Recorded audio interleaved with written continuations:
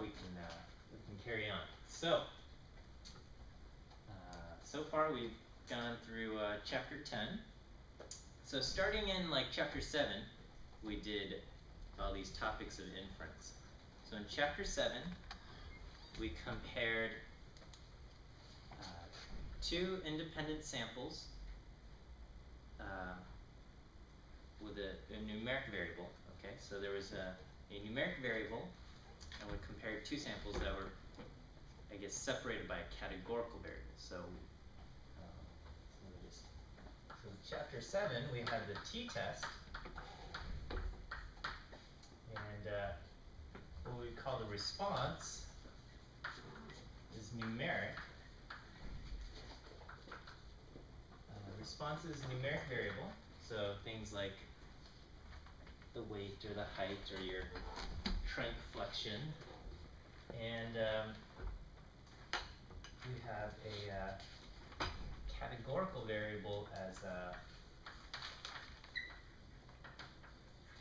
I can't remember the response variable and the explanation. Yeah, explanatory variable. Thank you. Drew a blank there. So the explanatory variable was categorical. So we would say you had those exposed to E. coli versus those kept in a germ-free environment. Actually, that would be chapter 10. We had those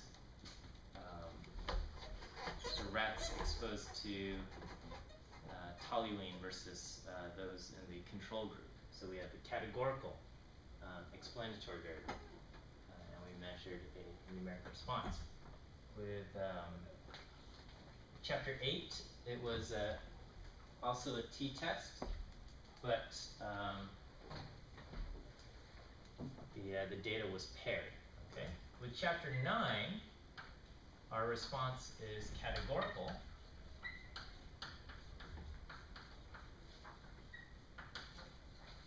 And there was really no explanatory variable. It was just we had proportions in mind. Okay, proportions in mind for the response variable, but there's no real, there was no explanatory variable. Okay.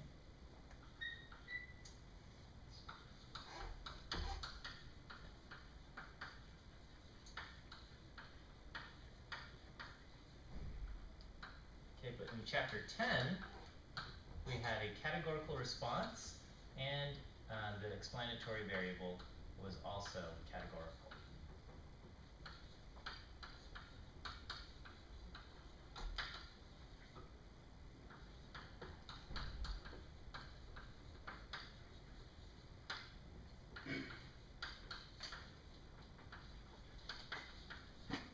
So you have two categorical variables, and with chapter 10, you tested to see if there was a relationship between those variables or if they were independent.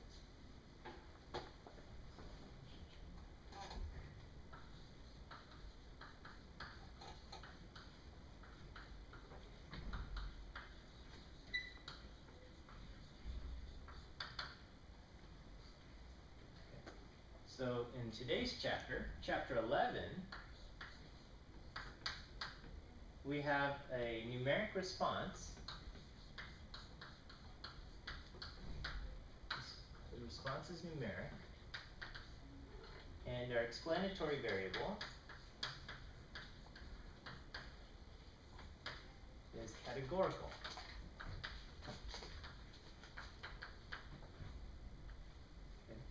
But the major difference between chapter 11 and, say, chapter 10, where we did the t-test, is that we are allowed more than two categories, or more than two groups.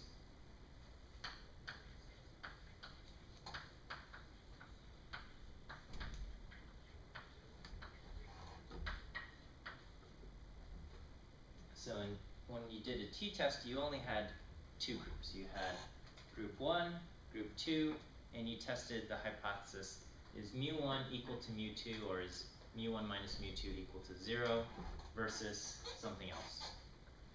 In chapter 11, we're going to do the same idea, except we have more than two groups. Okay, we allow ourselves multiple groups. Miles, I have Yeah. a question. I don't understand when you say the difference between chapter 9 and 10. You says chapter 9 there's no explanatory variable, Right. whereas there is one that's categorical for chapter 10. Yes. Like, what do you mean by that? So in chapter 9, we had the goodness of fit, chi-squared goodness of fit test, or just confidence interval for proportions. So in that one, there's no, there's just the response variable. It would be like, does a die roll fair? Okay, and then you'd have 6 responses possible, and there's no explanatory variable. You are just testing the proportions of your responses. So if you roll the dice 60 times, you expect about 10 of each face to show up. That's So you're saying we're not inferring anything else based on that response? yeah. There's no second variable going on here. There's not a explanatory variable. On the other hand, in chapter 10, you were looking to see, is there a relationship between the liver tumors and the germ environment? Okay, were they exposed to E. coli or not? That's a categorical variable. And does that influence whether liver tumors develop or not? Okay, so that's you have a categorical explanatory variable and a categorical response. Whereas in chapter 9, you just had what kind of proportions do we see? Do these proportions fit that we originally thought? Thanks. Okay. All right.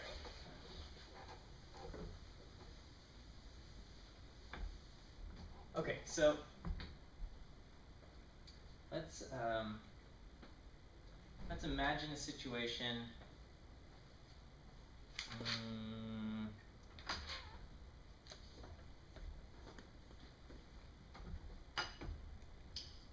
Okay.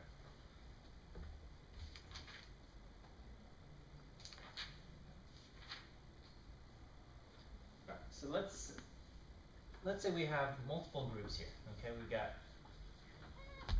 group 1 gets a treatment, group 2 gets a treatment, group 3 gets a treatment, group 4. So we have maybe 4 different treatments. Maybe we have this is a control group,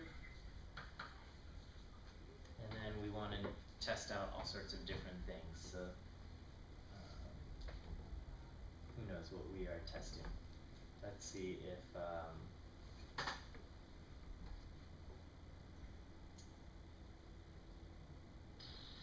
okay, so maybe I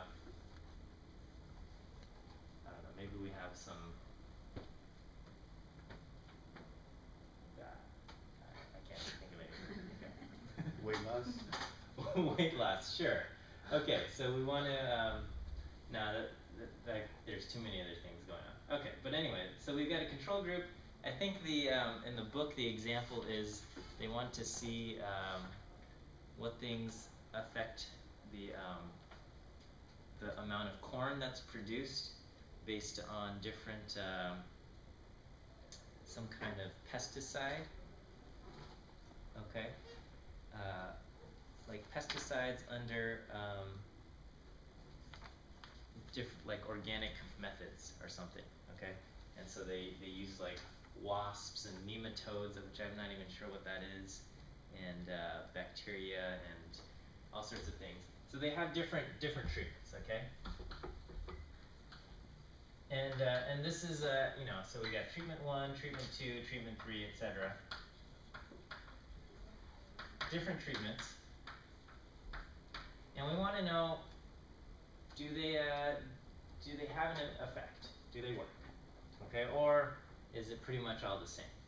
So in each of these, we got a numeric variable. Okay, and so for each of these, we're going to have a sample size, a sample mean, and a sample standard deviation. Okay. So you have a bunch of measurements, and all right. So let's say I'm just copying some numbers. Oops. Out of our book, but this isn't really what's happening.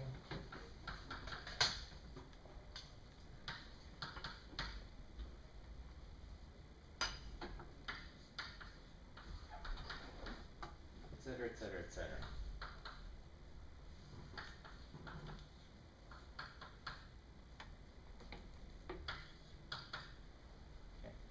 So the question is, alright, so we tried these different treatments out on samples of size 12. Our sample averages are different, okay, but within each sample there's also a different standard deviation. And the question is, do the different treatments make a difference? Or could we have gotten numbers like this just from random chance if we applied the same treatment to everything or something, okay? So does it even matter? Do these things make a difference? All right? So this is a tough question to answer. So one possible solution, okay, if we haven't learned, okay, so before we learn the stuff from chapter 11, you might be inclined to just say, oh, well, let's just do several t-tests, okay? We can do, I can do a t-test between group 1 versus group 2. And then I can do a t-test between group 1 versus group 3. I can do a t-test between group 1 versus group 4. And then a t-test between group 2 and 3, 2 and 4, and 3 and 4. Okay, so that's 6 t-tests. It's a bit of work. But with a computer, it's not too bad, all right? So one possible solution.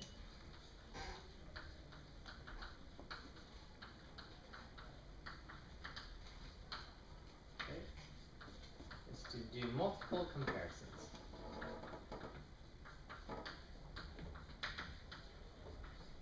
Multiple t-tests. Miles, I have a question. Yes. So the question that you're asking, is there a significant difference between the different treatment groups? Mm-hmm. Okay. Yeah, so we just want to know, is there, so these are the results that we got, okay? This one ends up being 9.6, has a sample mean of 9.6. I don't know what's going on out there. And this one has a sample mean of 11.5. Is that a significant difference? Or could that have arisen just from random chance? Right? Or this one's 11.1 and this one's 10.3. You know, are these significantly different? Or could these have arisen just from random chance? I don't know, alright? Multiple comparisons. So one possible solution is we can do multiple t-tests, and our different null hypothesis would be mu1 equals mu2, alright? And then we would have another do another test where we compare mu1 versus mu3, and then we do mu1 versus mu4, etc., etc., etc. Okay, so for all possible pairs.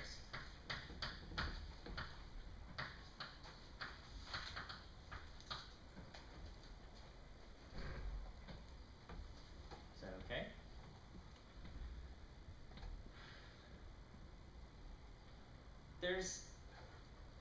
There's a problem with this though, okay? And it's not that it's a bunch of work, okay? Because running things in a computer will make our work not too terrible, okay? I mean, we have to do several tests, and if we had, 20 treatments, it would be a lot, but it's not the end of the world. Maybe 20 choose 2.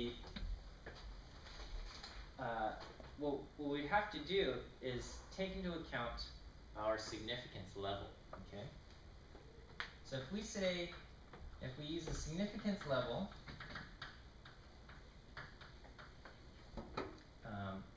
or alpha equal to 0.05, what does it mean to have an alpha of 5%?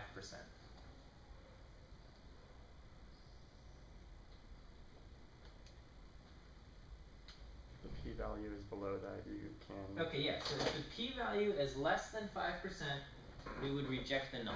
But if the p-value is bigger than 5%, we don't reject the null. Okay? But yeah, let's say we get a p-value of 0.049. Okay? We would reject the null, right? But to get a p-value of 0.049, what does that mean? That means the probability that I observe this data by random chance is 0.049. Is that okay? So, because our p-value is the probability that we observe our data, or something more extreme, by random chance alone, or when the null hypothesis is true. So that means if my p-value is 0.049, there is a 4.9% or almost 5% probability that what I observed happened by random chance. Okay? So I'm saying 5% is low. So I'm counting. I'm going to say it probably didn't happen by random chance, and I'm going to conclude the alternative. But the truth is there's about a 5% chance. There's a 5% chance that it could have happened by random chance. All right? That my data happened by random chance. And in that case, if I choose to reject the null hypothesis, I've made a mistake. Is that okay? But So, that's what we've been doing so far. So if it wasn't a problem before, why is it a problem now? well, if you do it for 1, it's not a problem. 5% is kind of this alpha, this thing that we can live with, okay? So, maybe we haven't gotten too into this, but a probability of a type 1 error would equal 0.05. Or in other words, the probability that we observe our data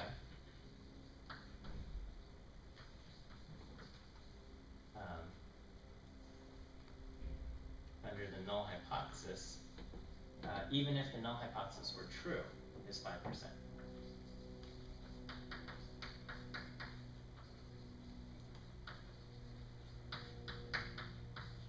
Okay.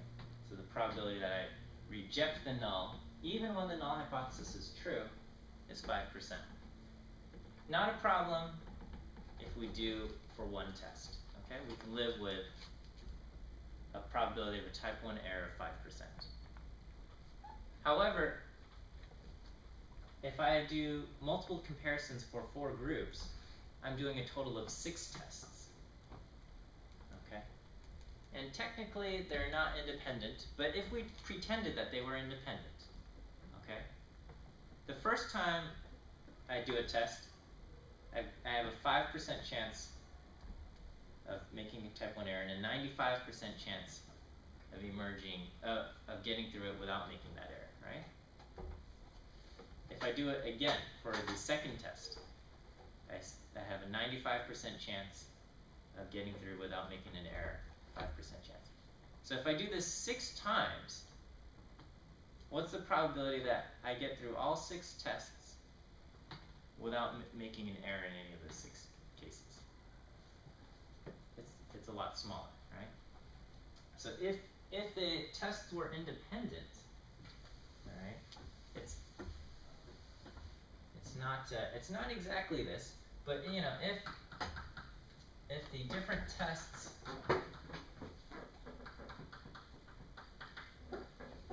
were independent, then you know the probability of no type 1 error through 6 tests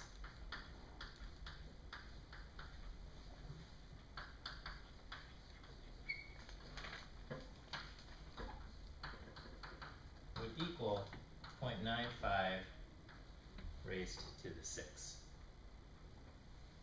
Okay? So that would be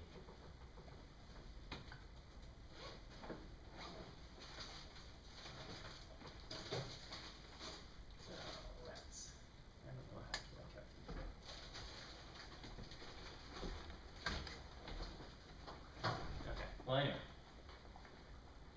it's a number. And it's technically not independent because you're using the same data over and over. It's not 6 independent tests. But you get the idea that when you do a bunch of these tests, the probability that you've get through all of them without making a single type 1 error gets smaller and smaller. Okay? So that's this is known as the problem of multiple comparisons. And just by the nature of how we do our problems, it's unavoidable. Okay.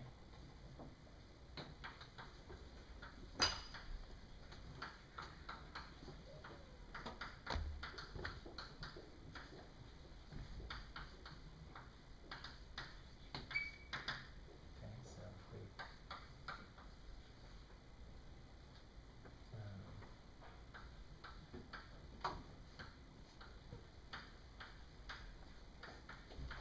with many tests to perform,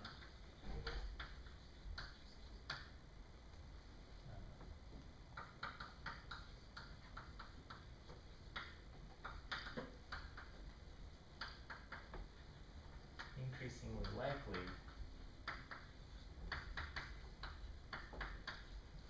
will make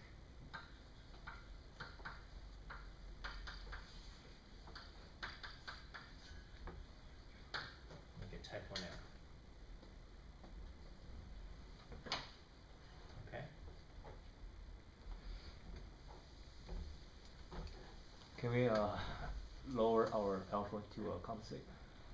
Yeah, so you can, so one possible solution to the problem of multiple comparisons is to reduce our alpha, okay? But reducing your alpha will also reduce the power of the test, okay? I feel like maybe after I get through this, we'll need to talk very clearly about type 1 error, type 2 error, and power, and all of this stuff, because I think it'll be okay to talk about it at the end of it. So yeah, there's different things we can do to try to fix this. One is reducing alpha, but the trade-off of reducing alpha is you reduce your power, and so on and so forth. So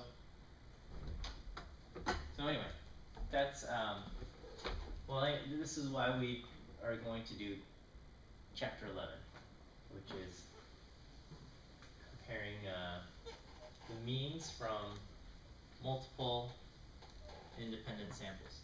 Okay, so for more than 2 groups, we are going to use what we call ANOVA.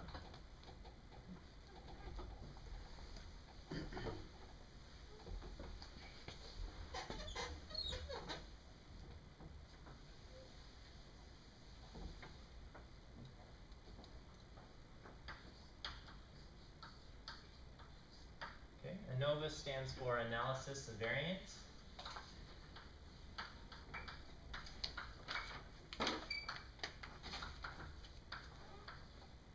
Using that.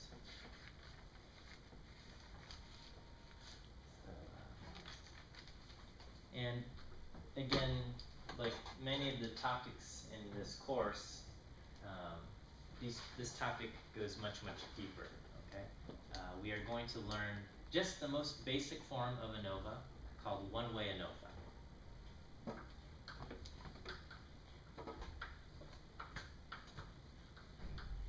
Okay, and then I will mention, but not teach, a few other things: two-way ANOVA and factorial designs. Okay, but you can take an entire course on ANOVA. It will most likely be an ANOVA / design of experiments course. And if you really want to get into it, you can dedicate your whole life to this topic. But we are just going to spend one class session on this thing, and we are just going to learn the most basic form. Okay? But it's very useful in the context of if you have multiple groups and a numeric variable, and you're trying to compare those things. Okay. So with one-way ANOVA, we've got a categorical explanatory variable and a numeric response. Okay, so we have one explanatory variable,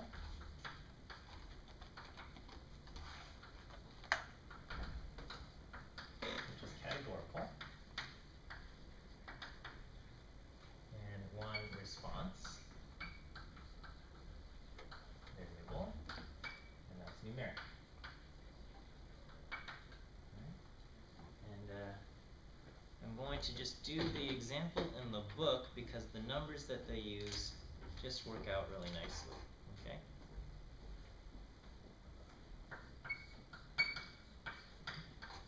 So we have 3 different diets that we are putting several lambs on. Okay, so we give several lambs these different diets, and we have we measure how much weight they gain. All right, so if you imagine the setup, they had a before and an after weight, but they have taken the difference, and so we are just seeing how much weight they have gained. So we're doing the after weight minus the before.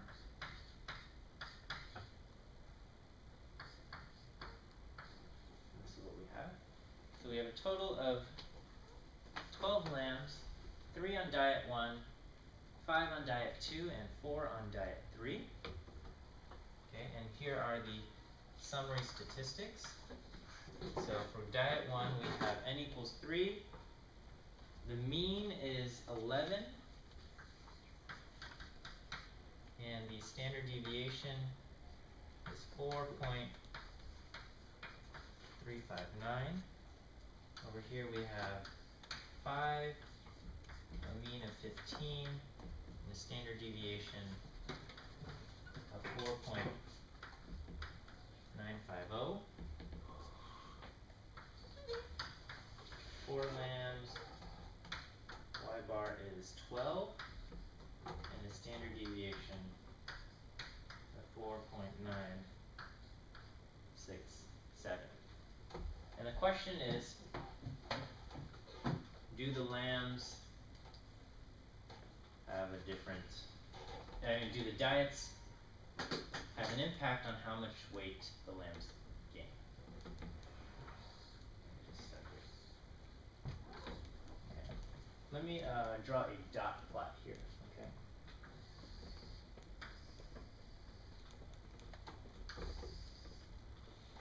Let's see. The smallest weight is 6, and the largest is 21. Okay.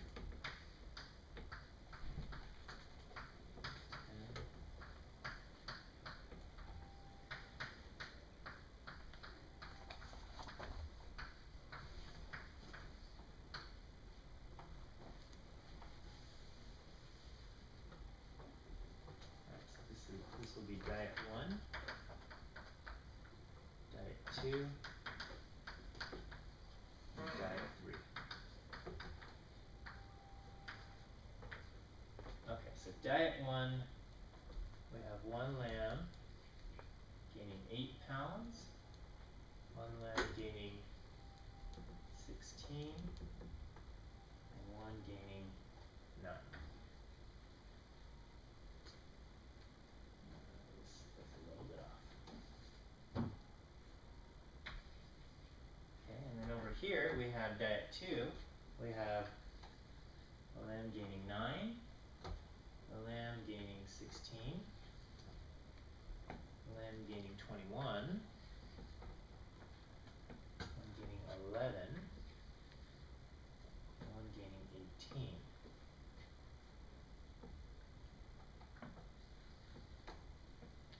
And then under diet 3 we have 15, 10, 17, and 6. Okay, whoops.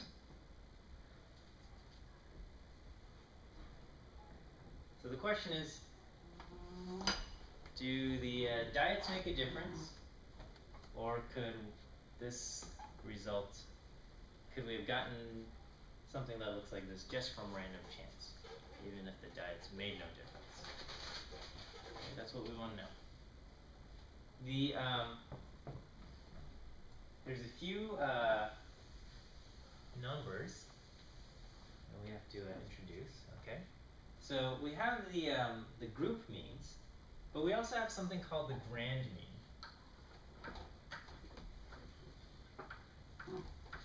Okay, and the grand mean, we use y double bar. Okay, and this would be as if, so here I have a total of 12 numbers. It'd be as if I added all 12 numbers and divided by 12. Okay, so it's just, if I threw all 12 numbers into a pool, added them up, divided by 12, that would be the grand mean. Okay, and we draw that symbolically by doing y, and then I sum each of them for each group and do it for all groups, and I divide by, is it n dot or n double dot? N dot being the grand total of all the numbers that we have.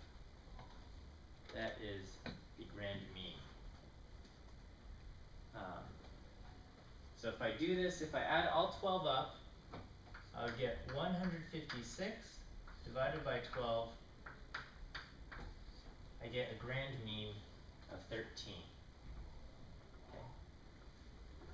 Sometimes you don't have all the individual numbers, nor would you actually want them, okay? Because this is a data set where we only have 12 lambs total. But maybe you have 500 split into 5 different groups of 100 each, okay? Rather than having to add up all 500, we have a little bit of a shortcut, okay? Basically, I can just take this total 11, multiply it by number 3, and that would give me 33, and that would be the total of these 3 numbers, right? And then if I do 15 times 5, that would give me the total of these 5 numbers, and do that. So another way is I can do each group's mean y bar multiplied by the n of that group. Is it ni or nj? I forget what letters. Ni. Okay. So ni. So the total, sample size of that group multiplied by that group's mean. I add them up and I divide by how many numbers we have total. Okay, and I would get 156 here also. All right, so this would be 3 times 11 plus 5 times 15 plus 4 times 12 divided by 3 plus 5 plus 4. Or 12.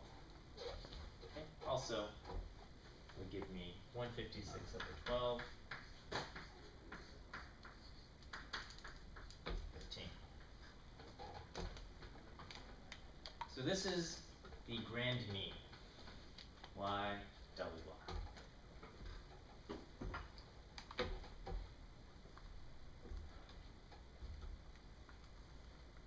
I'm going to just go in here. I'll just read these summary steps.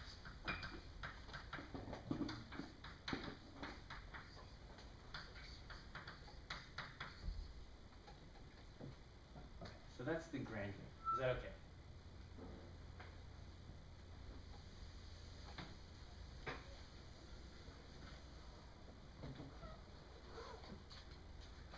Our essential question is, are the respective population means the same or different?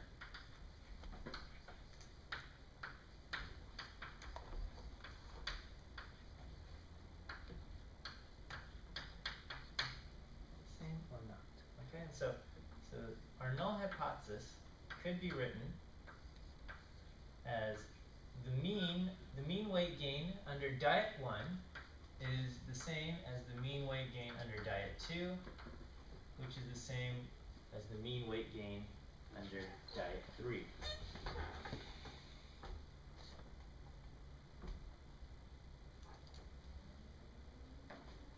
that okay?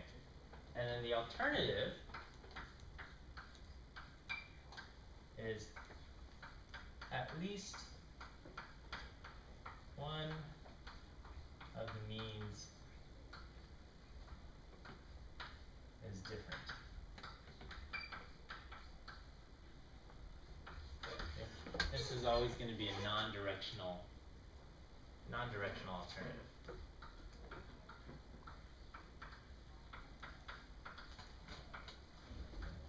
Unless you have only 2 groups, but if you have 2 groups, then you might as well do a t-test. So our null hypothesis we write as mu1 equals mu2 equals mu3, or at least one of the means is different. Okay. There is an alternative formulation of the problem. Okay. And so when it's one-way ANOVA, this is often good enough, but then when you get more complicated ANOVA, they bring in what they call group effects, right?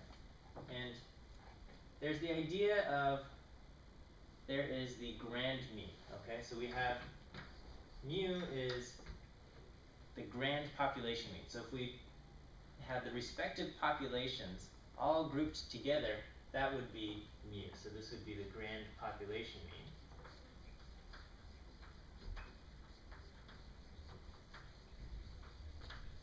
And mu1, which is the population mean for group 1, is actually equal to the grand mean plus what we call tau 1. So this is the effect of being in group 1. Alright, so this would be group 1's population mean.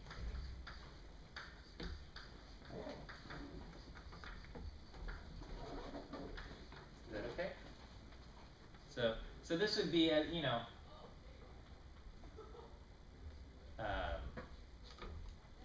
it's like we could say the average height of all people is 5'7". Okay? Being a male, being in the male group, you would add 3 inches. The effect of being in the male group, we would say +3, and then the effect of being in the female group, you would do -3 inches or something. Okay?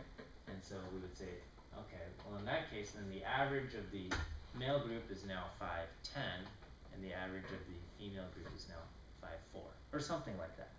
Okay.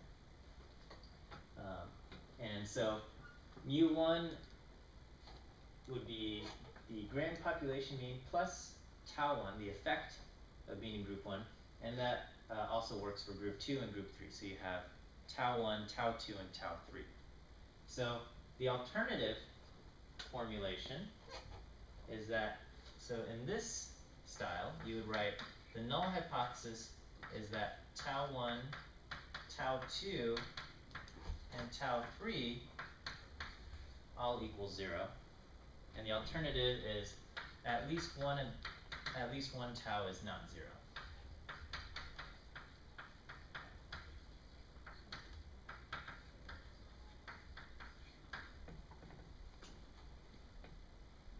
Okay, but either formulation, they're basically saying the same thing.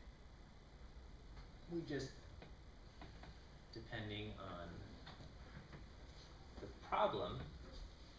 So this will work for one-way ANOVA, but then in more complicated ANOVA, you want this alternative formulation.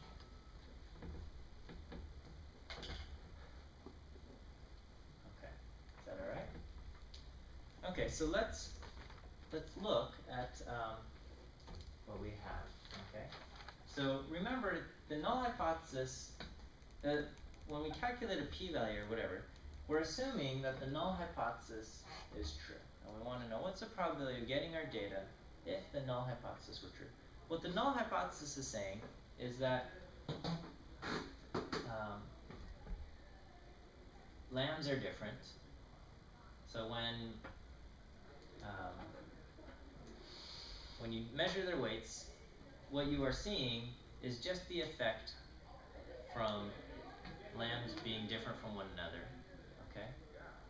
Whereas the alternative says, well, lambs are different, but the diets also make a difference, okay?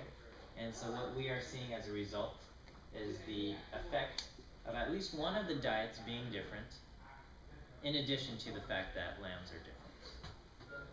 Okay? So,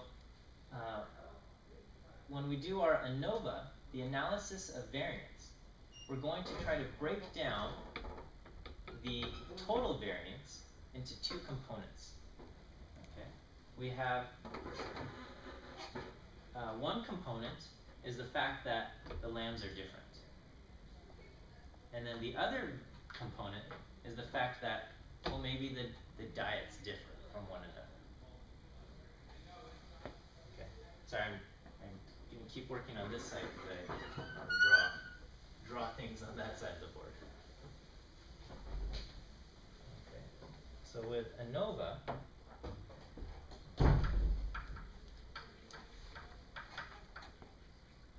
you quote break down the total variance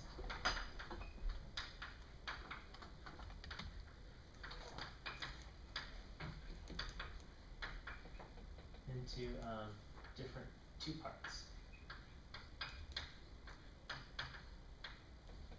Okay.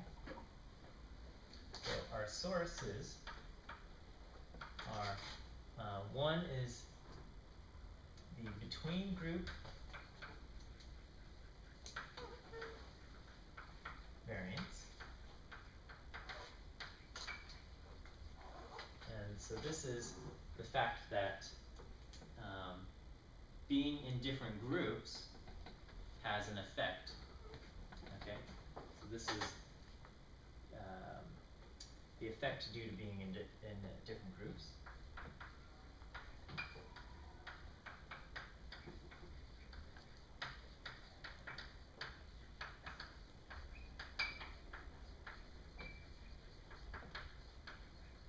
So in our case, this is the effect of the diet. And then we have the within group variance.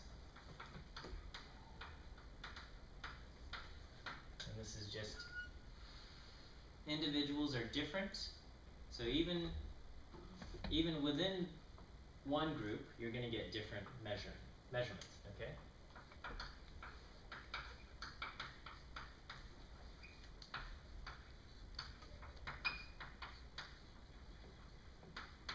Individuals are different, okay? This is sometimes known as the residual effect.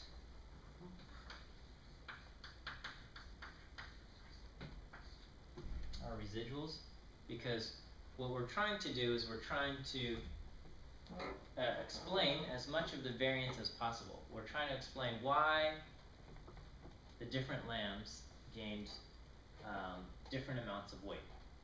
Part of it is because of, and the only thing that we're using to explain is the fact that they were on different diets. Okay, so we want to say the lambs ended up different weights because they were on different diets. But that doesn't explain everything because the lambs on diet 3 didn't all end up the same weight, or didn't have the same amount of weight gain. So the fact that there's individual differences is not going to be explained by our explanatory variable.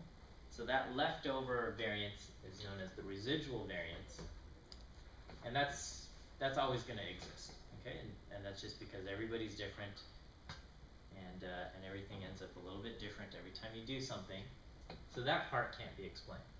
Well, it can never be eliminated. So what we want to know is the between group variance large compared to the within group variance? Right? If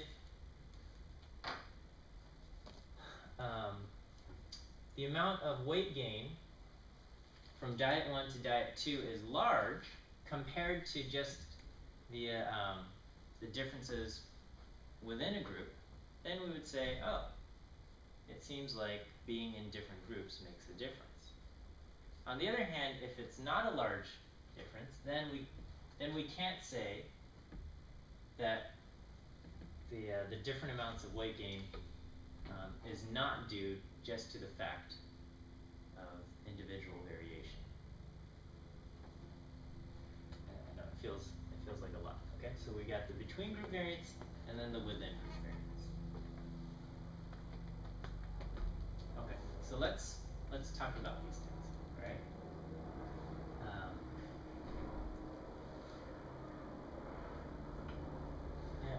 Oh, and then we have total variance. Okay. Do you guys remember the definition for variance? Before you take a square root of the standard deviation. Okay. So it's before you take that square root. Okay. If you take the standard deviation of the variance, the square root of the variance, you get the standard deviation. So before you take that square root, you have the variance. Okay. And what is the concept of variance? Do you guys remember? What we looked at was the difference between a point from the mean. We squared that difference, and then we kind of took an average of that squared difference. Okay. When we do ANOVA, we're just going to look at what we call the sum of the squares. So before, when we boiled things down to the variance, we said, okay, here's the different points. This is the mean. This deviated from the mean this much, and we're going to square that. And then this point was this far away from the mean. We take that difference and we square that. And then we added those up. That's the sum of squares. But then to get the variance, we divided that total by n minus 1. Okay. But for us, we can just deal with that total sum of squares. Okay. So the total variance, which we are going to look at as the total sum of squares,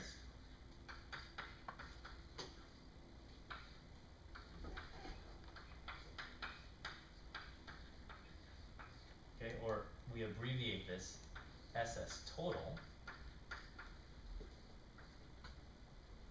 This is going to be as if I took each point and I take the difference from the grand mean and I added this up.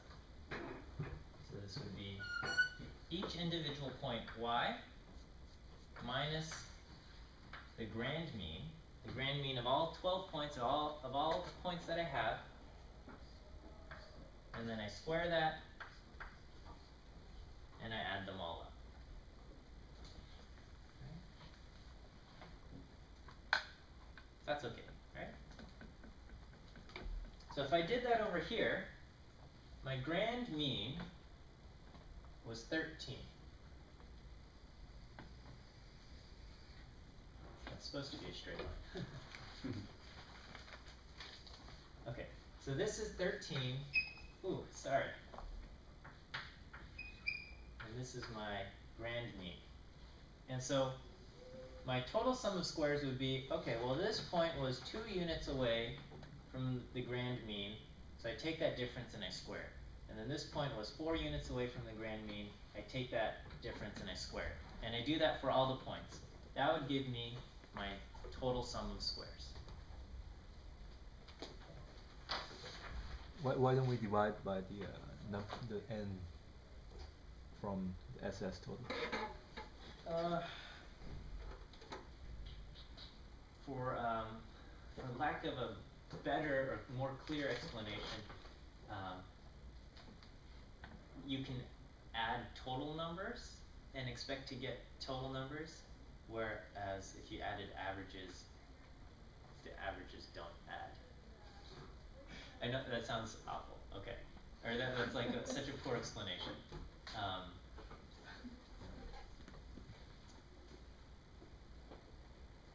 Is this variance different than what we got before? No. This is how you calculate variance. You take this, then divide by n minus 1. Right. And then you square root everything. Okay.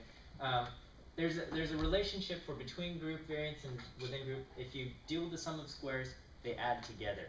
Okay, you can't expect that to happen when you're dealing with averages. So let's say we said, you know, how much money do you have in your pocket right now? Okay, and if the class average is $10, okay, and let's say we split that up into the men and the women, okay, and maybe the men on average have, I don't know, $8 in their pocket, and the women on average have $11 in their pocket or something. And because there's more women in the classroom, it averaged out to a total of 10. Okay. It's not to get that 10. We didn't do 8 plus 11 equals 10. What we did was all the men had a total of this amount of money. All the women had a total amount of this amount of money, and that gave us a total amount of money in all of our collective pockets to be this. And we can expect those things to add up. All right, but not the averages. So we're leaving out that thing. It's not the best explanation, but we're just going to deal with the sum of squares. It makes our life a little easier. Okay, so that is the total sum of squares. All right. And then so we have the sum of squares between the groups and the sum of squares within the groups. Okay, so if I have sum of squares between, okay, this is how much of this variance is due to the fact that the groups had different means.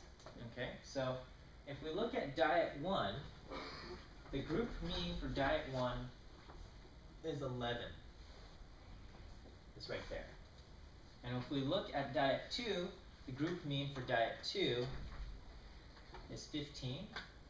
And if we look at group 3, the group mean for diet 3 is 12. Okay? So the group means are different from one another, and they're different from the grand mean. Okay? What we are doing is that we're going to break up the total sum of squares, right? So the total sum of squares of this point, contributes to the total sum of squares is the fact that this guy was at 8 or 7. He was at 8, okay, and he is 5 units away from the grand mean. Okay, so he's going to contribute 25 points to the total sum of squares. Right. Well, part of that is because his group mean is 2 units away from the grand mean. Okay, and then the other part is that he is also 3 units away from his group mean. So the between group mean, the between group sum of squares is the fact that his group mean is 2 units away from the grand mean. Okay, this point also, his group mean is 2 units away from the grand mean, and this point, his his group mean is also 2 units away from the grand mean. Okay, and we look at this guy, and this guy's group mean is also 2 units away from the grand mean, but in the opposite direction. And these ones all have their group mean is 1 unit away from the grand mean. Okay. So this, we look at the difference of the group mean from the grand mean. Okay, we take that difference and we're going to square it. And that happens 3 times for this group, it happens 5 times for this group, and 4 times for this group. We're doing it for all the points. Okay, but it ends up being the same for each of the groups. So we're going to multiply that by n, okay? And technically we put in an I to indicate for each group, and we sum this across the different groups. So we do the group mean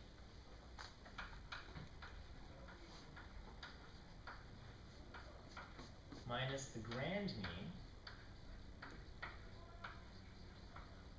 and we square that difference, and we multiply that by the group size. Okay, and we do this for all groups. And we add this up. That's the sum of squares that results from the different groups.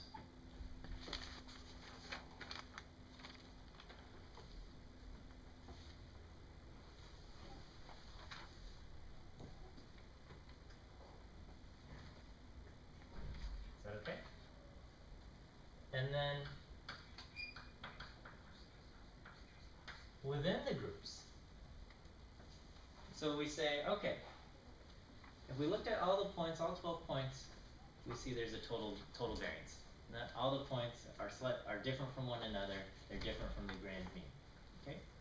Some of it is because part of that variance results from the fact that each of the groups are different. But even if we look within a group, we see that this point had a difference from its own group's mean, and this point has a difference from its own group's mean, and this point has a difference from its own group mean. Okay? So the sum of squares within is the difference between each individual point from its group mean.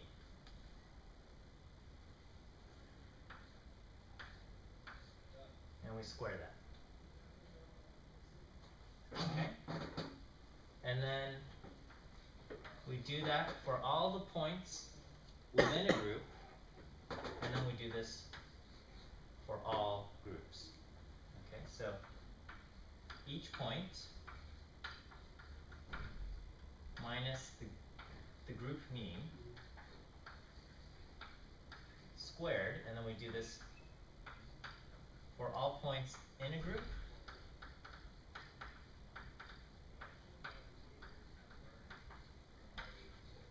and for all groups.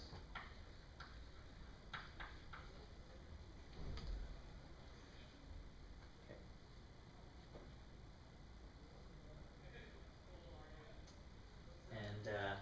And believe it or not, and we can, well, I'm not going to do the proof. The sum of squares between plus the sum of squares within will equal the sum of squares total.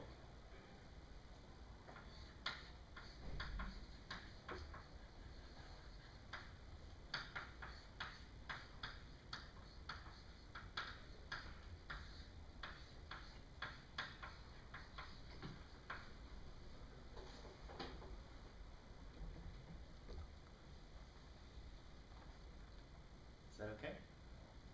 All right. This sum of squares within,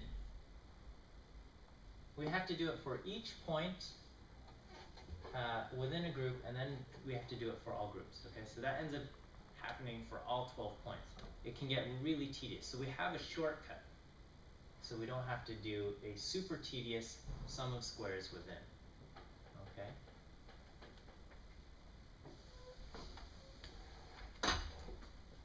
So let me show you the shortcut.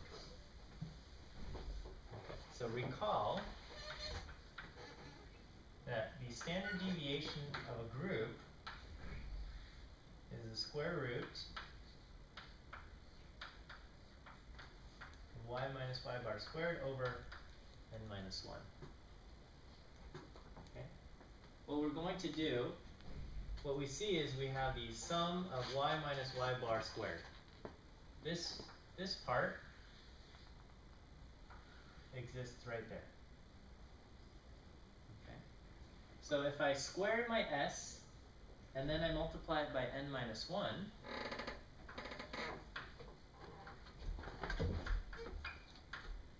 that equals the sum of y minus y bar squared. Can you see that? Using that, I can square both sides, and I would get s squared. And then I can multiply both sides by n minus 1, and I would get that. Right? So my sum of squares within, I can just do s squared times n minus 1, okay? But this applies for each of the groups, so I'm going to just put a subscript I to say, take the groups, standard deviation squared, multiply it by the group count minus 1, and then do that for all the groups that you have. Okay, the book puts the n minus 1 in front of the s squared, but it's the same thing.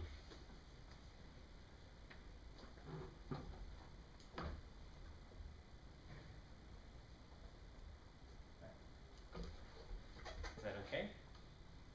All right, so we can do this to get our sum of squares.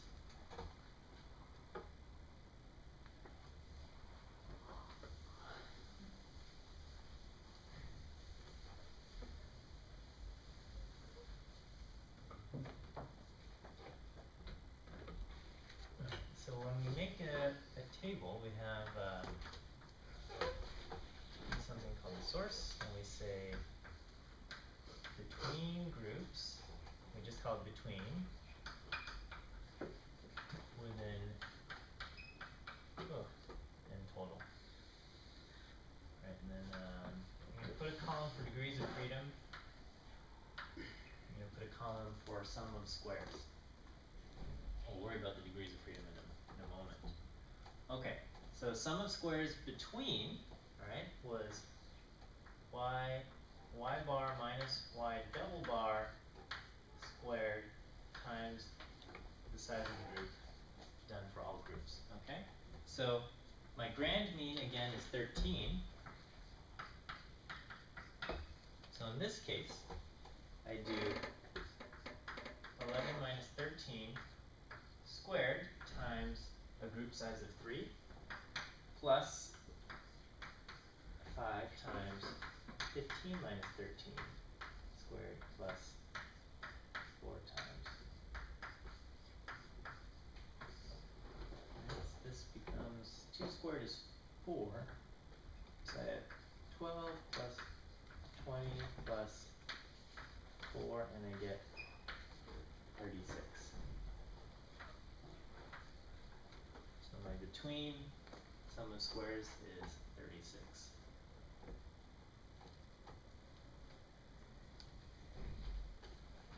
Okay. And then my, or did I erase that too quickly? Yes. Yeah? I'm sorry. What was it? It was 12 plus 20 plus 4. And you just plugged in the numbers there. I'm sorry. I'll wait next time. To get 36.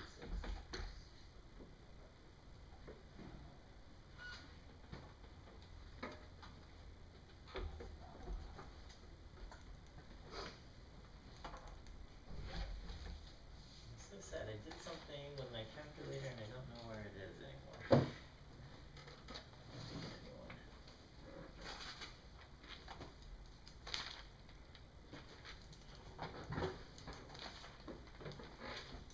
Alright, so that is our sum of squares between, and then sum of squares within. So n minus 1 times s squared, and we sum that up. So for each of the groups, so I have 3 minus 1, which is going to give me 2, times 4.359 squared plus 5 minus 1, 4 times 4.950 squared plus 4 minus 1, 3 times 4.967 squared. Okay? And we're going to get a number there. I don't have my calculator, so I don't know what that is. But according to the book, oh shoot, I want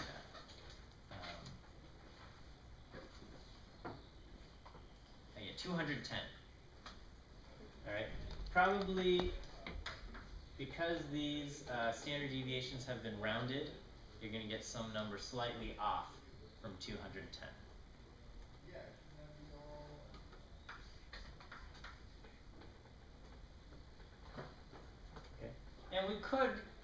rather than using the shortcut, we could do it for each of these individually, right? So maybe we'll just do it just for group 1 without having to do it for all 12 points, okay? So the sum of squares within, and I think it makes more sense in terms of the definition of sum of squares within, is you say, okay, this point was at 8, the group mean is 11, so you do 8 minus 11, which is 3 squared, plus this group mean was at, that point, this point was at 9, and the group mean is 11. I take that difference and I square it. And this point is at 16, and the group mean is 11 and I square it. So I get 8 minus 11, 3 squared is 9, plus 9 minus 11, 2 squared is 4, and 16 minus 11 is 5, 5 squared is 25, and I add those up together, 13, 25 gives me 38. And if you do 4.359 squared times 2, you should also get 38, or something very darn close to it. Right, and that's what's happening for all 3 groups. Okay. Anyway, so if you do that, and then and the total is 246. These two add together, or you could do it for all 12 points, and you'll get 246. You do each individual point minus the grand mean. So this point is at 8 minus the grand mean of 13. You get a difference of 5, and you do multiply, square that, you get 25. And you do that for all 12 points, and you get a grand sum of squares, or total sum of squares to be 246. Okay. The degrees of freedom. Okay. Total degrees of freedom is the total number of points minus 1. Okay. So we would use the total degrees of freedom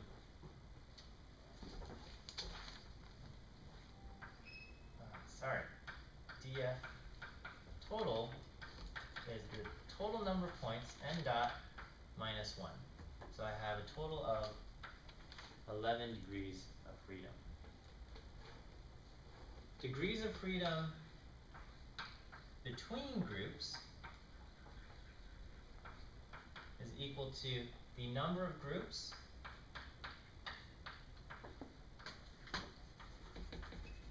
minus 1, okay? Or the book calls the number of groups equal to I, so we use I minus 1. So I have 3 groups minus 1 gives me 2 degrees of freedom between the groups. And the degrees of freedom within, okay, degrees of freedom for the within or the residual, well, it's always going to be this plus this equals this, okay? So we can, just from this, we can see that it's going to be 9. But degrees of freedom for one-way ANOVA is going to be n dot minus I. The total number of groups, total number of points minus the total number of groups. So we have 12 points minus 3 groups gives me 9 degrees of freedom. Okay? But really, they just have to add up.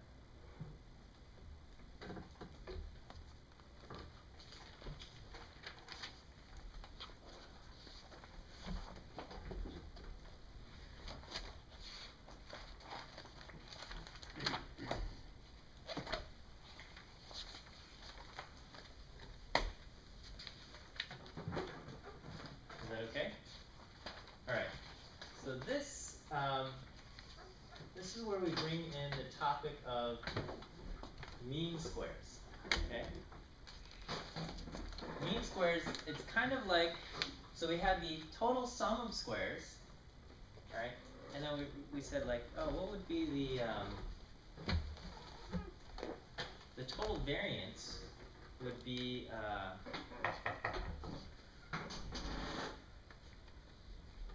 total variance, I would take my total sum of squares, divide by n minus 1, right? And this I would do 246 divided by 11, and that would give me my total variance, and then I would take the square root of that. Okay, so essentially we can kind of, we've broken up the total sum of squares, and then we can take a look at our mean squares, and we're just going to take the sum of squares, divide by the degrees of freedom. Okay, so I just do 36 divided by 2, and I get 18. I get 210 divided by 9, and I don't know what that is. 213?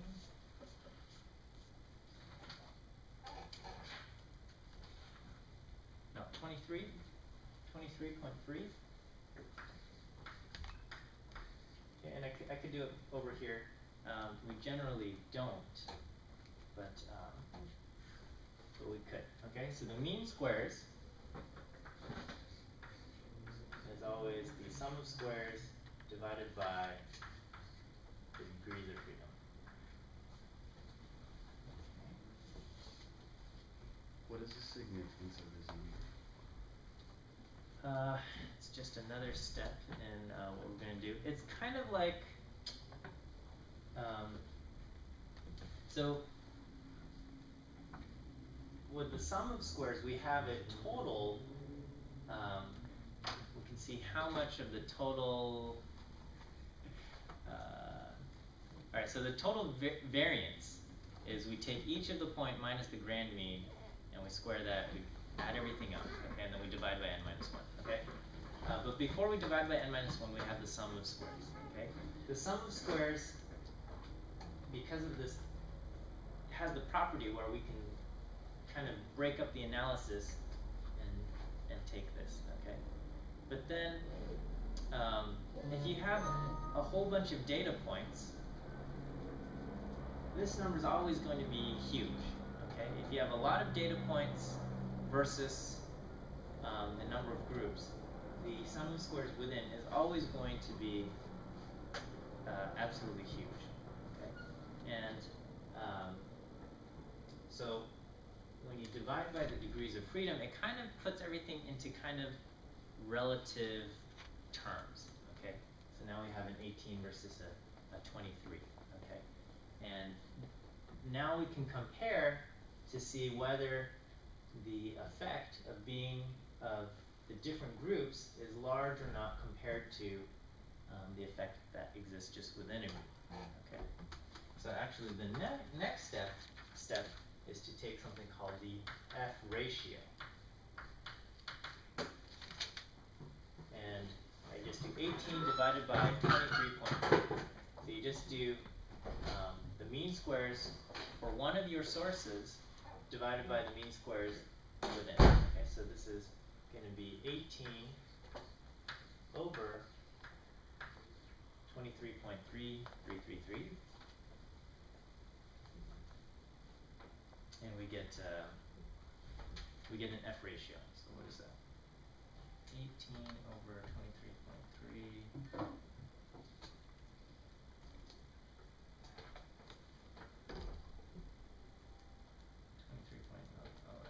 Add in the threes. They get 0.771.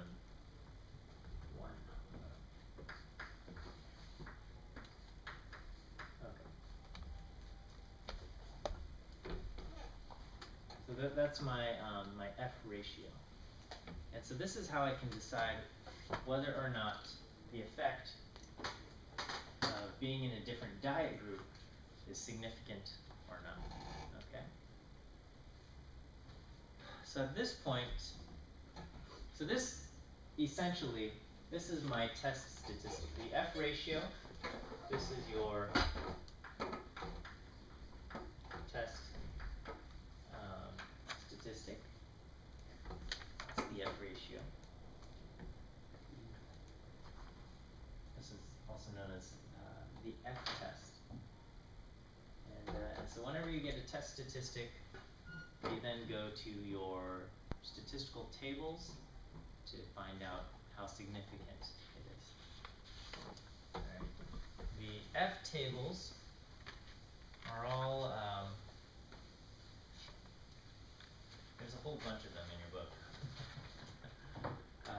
so I didn't give you any F tables in your packet of tables, and I won't have you look up F values on the exams, okay? Because I figure if you know how to use the table for chi-squared or any of the other tables, you can use the F table just fine, alright? The only thing is that this F ratio, it's a ratio of two values, and there's 2 degrees of freedom, okay? And so we have what we call a numerator degrees of freedom